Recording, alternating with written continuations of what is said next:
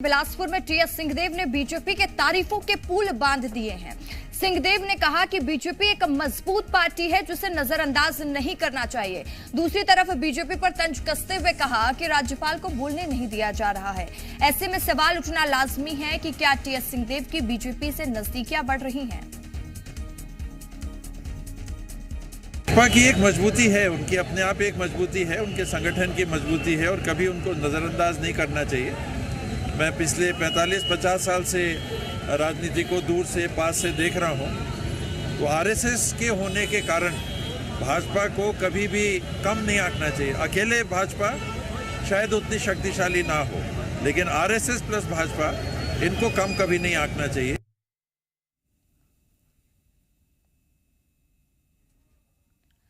तो बीजेपी पर आरोप भी लगाया है कि राज्यपाल को बोलने नहीं देते। तो दूसरी तरफ टीएस सिंहदेव बीजेपी की तारीफ करते हुए नजर आए हैं। उन्होंने कहा है कि बीजेपी को कम नहीं आंकना चाहिए। बीजेपी और आरएसएस एक साथ मिलकर एक मजबूत संस्था है।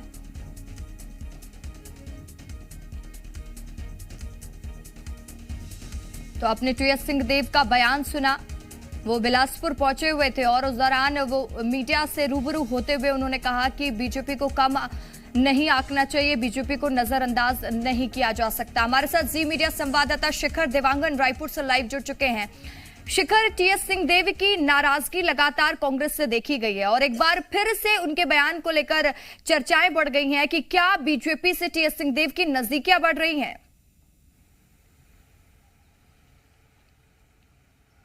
देखिए, जिस तरह से टीएस सिंहदेव का बयान सामने आया है और इससे पहले जिस तरह से नाराजगी देखने को मिल रही थी, इस बार जिस तरह से बयान निकलकर सामने आया है, बीजेपी की तारीफ करते टीएस सिंहदेव नजर आए हैं। और जिस तरह उनका पुराना बयान अगर हम देखें तो वो कांग्रेस के प्रति अपनी आस्था भी दर्शाते नजर आ रहे हैं। तो साफ तौर पे कहा जा सकता है कि नाराजगी भले हो सकती है, लेकिन बीजेपी के साथ जाने की आशंका सबसे कम है। और जिस तरह से उनका बयान सामने आया है, उसे लेकर जो है सियासत भी लगातार देखने को मिल रही है। पूर्व मंत्री हैं हमारे साथ केदार कश्यप और भाजपा के प्रवक्ता भी हैं, उनसे ही बात करेंगे। मंत्री टीएस सिंहदेव का बयान सामने आया है, वो बीजेपी की तारीफ करते नजर आ रहे हैं, मजबूत पार्टी बता रहे हैं। किस तरह से देखते हैं, राजनीतिक मायने क्या निकलते हैं इसके? देखिए, बीजेपी की तारीफ तो भारतीय जनता पार्टी के कार्यकर्ता ही नहीं बल्कि देश दुनिया के सारे राजनीतिज्ञ करते हैं, पूरे देश की जनता करती है। और यदि टीएस सिंहदेव कर रहे हैं तो इसमें बड़ी बात नहीं है, क्योंकि उन्होंने सही देखा है और टीएस जी जो देखते हैं वो सही चीज़ बोलते हैं। और उन्होंने जब क्या कहते हैं भारतीय जनता पार्टी के इस स्वरूप को देखा है तो निश्चित तौर से वो भारतीय जनता पार्टी की प्रशंसा कर रहे हैं। और भारतीय जनता पार्टी की ऐसी पार्टी है जो देश को आगे बढ़ा सकती है, विकास की नई धारा बढ़ा सकती है। कांग्रेस पार्टी में क्षमता नहीं है। ये इस बात को साबित करता है कि कांग्रेस पार्टी ने इतने वर्षों तक यहाँ इस देश में राज किया, लेकिन आज देश को आगे बढ़ाने के लिए केदार जी से एक सवाल और पूछिएगा। जैसे कि वो कह रहे हैं कि टीएस सिंहदेव जो बोलते हैं वो सही बोलते हैं, तो उन्होंने एक बात का और जिक्र किया है कि राज्यपाल को बीजेपी बोलने नहीं देती, तो क्या ये बात भी सही है?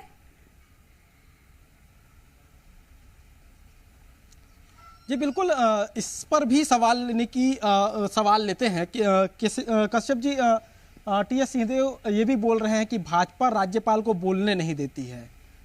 क्या जो है ये सवाल शिखर, मैं आपको रोकना चाहूंगी। टीएस सिंहदेव हमारे साथ फोन लाइन पर जुड़ चुके हैं। छत्तीसगढ़ के स्वास्थ्य मंत्री टीएस सिंहदेव हमारे साथ फोन लाइन पे हैं। टीएस सिंहदेव जी, बहुत बहुत स्वागत है आपका जी मध्य प्रदेश छत्तीसगढ़ में। सर, आपका एक बयान है जो चर्चाओं में आ रहा है, क्या दर्शाता है ये कि बीजेपी से आपकी नजदीकियां बढ़ रही हैं? मैं तो एक वास्तविकता को केवल कहता हूं और ये मैंने आज भी हमेशा से कहा है कि बीजेपी को कमतर नहीं मानना चाहिए। आरएसएस के संगठन के आधार पे बीजेपी ने उसके ऊपर अपना भी संगठन बनाया है और इनकी उपस्थिति है, तो किसी भी राजनीतिक दल को इनको कमतर नहीं समझना चाहिए। छत्तीसगढ़ में आज विधानसभा में इनकी स्थिति काफी कमजोर है, 90 में केवल 14 विधायक रह गए हैं। वो एक अपनी अलग स्थिति है, लेकिन मैदानी स्थिति में उनको कम नहीं मानना चाहिए। यानी कांग्रेस को कभी ओवर कॉन्फिडेंट या दूसरे दल को ओवर कॉन्फिडेंट नहीं होना चाहिए। सर, इस आप संदर्भ में ओवर मैंने कॉन्फिडेंस अपनी की बात बात कर रहे हैं। बीजेपी तो कांग्रेस को चुनौती ही नहीं मानती है। ओम माथुर का बयान आपने सुना ही होगा। उन्होंने कहा था कि कांग्रेस हमारे लिए कहीं से भी कोई कंपटीशन में कांग्रेस कहीं से भी दूर दूर तक दिखाई नहीं दे रही है, और आप उनकी तारीफ कर रहे हैं। मैं तारीफ नहीं करता, मैं केवल बात करता हूँ। जो मुझे लगता है किसी ने कोई बात पूछी उस संदर्भ में मैं अपनी बात रखता हूँ। मैं उनकी तारीफ नहीं करता। एक असेसमेंट है, आप भी मीडिया में हैं, आप भी किसी बात को रखते हैं तो वो तारीफ नहीं होती, वो आपका असेसमेंट होता है। तो मैंने केवल एक असेसमेंट रखा कि कांग्रेस को या किसी भी राजनीतिक दल को अगर आज जो सामने दिख रही है, मजबूत स्थिति में दिख रही है, तो उसका सामना करना है तो उनको कम नहीं आंकना चाहिए। तो सर, 2023 में कांग्रेस सरकार बना रही है? छत्तीसगढ़ में तो जरूर बनाएगी, इसमें कोई डाउट नहीं है। मध्य प्रदेश में भी बहुत अच्छे चांसेस हैं, कर्नाटक में भी बहुत अच्छे चांसेस हैं, राजस्थान में भी संघर्ष में रहेगी कांग्रेस पार्टी। ये सारे स्टेट्स में बहुत अच्छे चांसेस हैं कांग्रेस को गवर्नमेंट बनाने के। ठीक है सर, जी मीडिया से बात करने के लिए बहुत बहुत धन्यवाद आपका।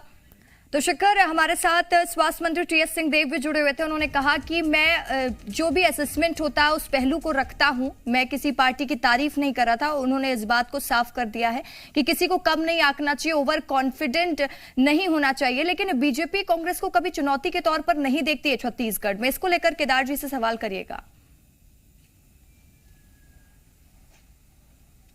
देखिए, जिस तरह से स्वास्थ्य मंत्री टीएस सिंहदेव का बयान आया और उसके बाद वो कहते हुए अभी नजर आ रहे थे कि ओवर कॉन्फिडेंट की बात कर रहे थे, और जिस तरह से 2018 का जब विधानसभा चुनाव हुआ था, बड़ी बहुमत के साथ कांग्रेस ने छत्तीसगढ़ में सरकार बनाई है, और स्थितियां जो हैं अब बीजेपी के लिए मुश्किल भरी रही है, क्योंकि जिस तरह से लगातार हम देख रहे हैं ओम माथुर जिला के जो भाजपा के जो कार्यकर्ता हैं लगातार बैठकें ले रहे हैं, जमीनी जो मजबूती है वो देने की कोशिश कर रहे हैं।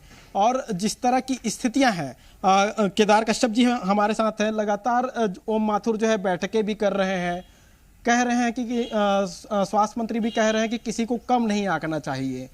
तो किस तरह से देखते हैं, क्या बीजेपी जो है 2023 में मजबूती के साथ उतरने वाली है मैदान में, या फिर ओवर कॉन्फिडेंट? देखिए, भारतीय जनता पार्टी मजबूती के साथ में उतरेगी, और कांग्रेस पार्टी ने 2018 में जिस तरीके से छल कपट के साथ में लोगों को झूठे वादे करके उन्होंने अपनी सरकार बनाई, आज वो वादे कहाँ हैं?